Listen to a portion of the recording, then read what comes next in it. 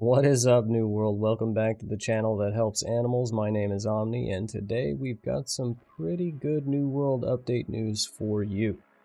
The devs announced New World Update 1.0.4 today, and it's due to hit in the patch tonight. That's going to be starting at 10 p.m. Pacific for most of us. If you're on US West, it's going to be starting at 11 p.m. Pacific. That's 5 and 6 a.m. UTC. So, after pre-reading some of these patch notes, a lot of it is pretty huge, and the biggest things are server transfers, as well as Outpost Rush coming back, but there's also some other goodies in there that you don't want to miss. So, let's go through what they've got to say. Before we get into the actual update content, why don't you tell me what you think is the most important part of this update and why down in the comments below. Greetings, adventurers. Update 1.0.4 is primarily focused on fixing the top issues our players have been hitting in recent weeks, especially those impacting wars. Notable fixes include resolving the AoE magic effect war exploit, the issue preventing players from being able to appropriately increase their faction token cap, and beginning work on addressing the issues causing invulnerability. That one's pretty big. We'd like to thank you for your patience, yada yada yada. They go on and do the patronization thing. So, Outpost Rush and Server Transfers Rollout Plan. Basically, they're saying after the downtime, they're going to roll back out Outpost Rush as well as the server transfers on a limited testing basis like they did the first time. It's sounding like they're going to start at US West when the downtime stops. That's going to be 2 a.m. Pacific, and then they're going to roll it out to the remaining regions at 2 p.m. if no issues arise from that.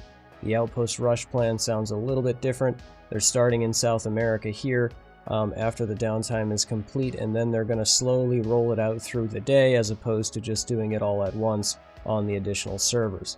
You're looking at US West servers getting Outpost Rush at 10 a.m., US East at 12 p.m., the Asia Pacific Southeast at 2 p.m., Central Europe at 7 p.m. All of those are Pacific times, of course.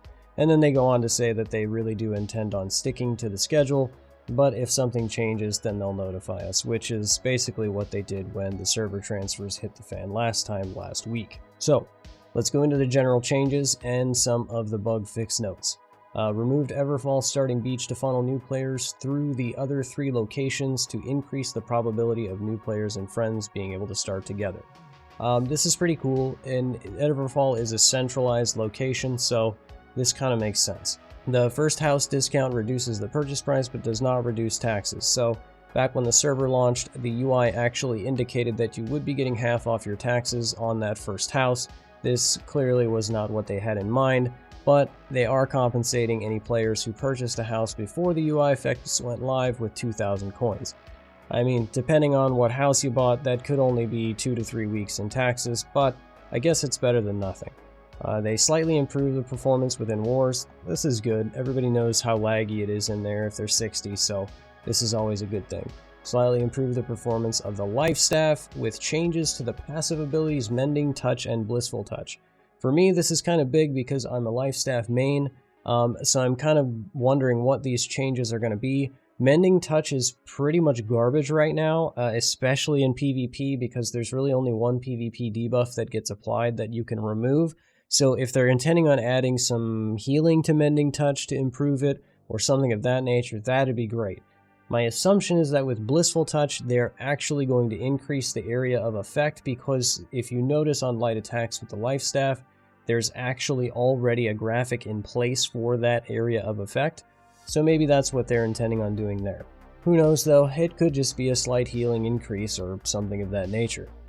In Update 1.03, they corrected a bug causing companies to lose income from owning multiple territories or from failed war declarations. With this update, we are reimbursing that lost coin revenue. The company treasury will be reimbursed for all of the lost coin. The revenue return will not exceed the treasury cap, and if a company has been completely abandoned, they will not recover the lost coin. We increased the faction token cap by 50% for each faction tier. We made this change so that players can earn extra tokens even if they've hit the reputation cap and want to save up while working to advance to the next faction rank. This is pretty big. I did think the caps were a little silly, especially with how quickly they came. The tier 5 was especially stupid because you couldn't even buy the weapons at that tier without throwing away somewhere between 1,000 to 3,000 faction tokens, because your last turn-in is what you obviously need to get to cap, and you probably waste at least 1 or 2 of those faction quests getting there. So this is a good change. Let's get into the general bug fixes now. They fixed an issue where the faction token caps were not increasing after players had completed the rank up quests for their faction. That would suck. Fixed a rare issue causing world time to skip ahead or behind, which would subsequently cause a variety of issues across the world. Alright, little time paradox. Fixed an issue causing players to lose houses they owned in Cutlass Keys. Wow. I have thankfully never experienced that one, but I'm sorry if you did. Fixed several rare server crash issues. Fixed an issue with the suspension or ban notification showing at incorrect times. You're banned. Just kidding. Fixed an issue where players could use their world transfer token while they still had active trading post contracts, causing additional issues with the transfer resolved. When the transfer resolved. Fixed an issue causing some AI not to spawn in the world as intended. Fixed an issue where Merc Guard corrupted portals in the Shattered Mountain were distributing higher tier gear than intended and respawning faster than intended. Sad I missed that one. Fixed an issue where enemies in Merc Guard corrupted portal events were dropping loot. Fixed an issue with Star Metal and Orichalcum ore veins where the large ore veins were rewarding small amounts of ore and small ore veins were rewarding large amounts of ore. Just gotta reverse it. Fixed an issue where the war lottery timer would not pause correctly during the war lockout period. Fixed the render distance of the jack-o'-lantern pumpkin lights. They did seem a little bit light, couldn't see them from far away. Fixed an issue causing the GM chat tag to show on non-GM players, okay. Fixed an issue causing armor textures to flicker. Fixed an issue in the Starstone Burrows expedition where arcane protection was not protecting players from certain lasers. If you haven't run Starstone, just as a side note, it's a really cool instance. You should try it. Even if you're high level, it's still fun. Fixed an issue where certain enemies in the Amrine excavation were invulnerable. Fixed an issue where Ice Pylon would stay on for an indefinite cooldown. Fixed an issue where players could obtain rings that had 2 perks sharing an exclusive perk label and shouldn't exist on the same ring. Fixed an issue causing the projectile visual to be absent from the Ice Gauntlet and Ice Pylon attacks. And finally, fixed an issue where players would be unable to complete a variety of game actions after fast traveling.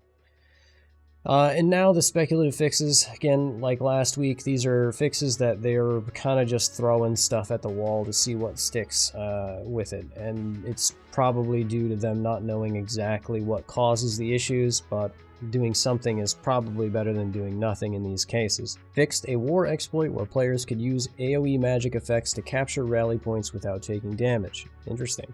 This could be improved by the war performance and life staff performance updates, but we will continue to monitor to see if these issues persist, so they aren't sure if those are going to fix them. We have fixed several known cases of players being invulnerable.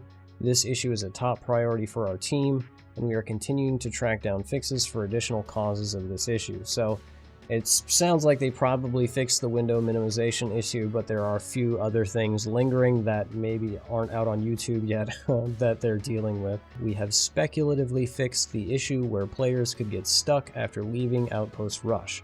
This was a rare issue, and our team was not able to reproduce it. We will continue to monitor during the rollout.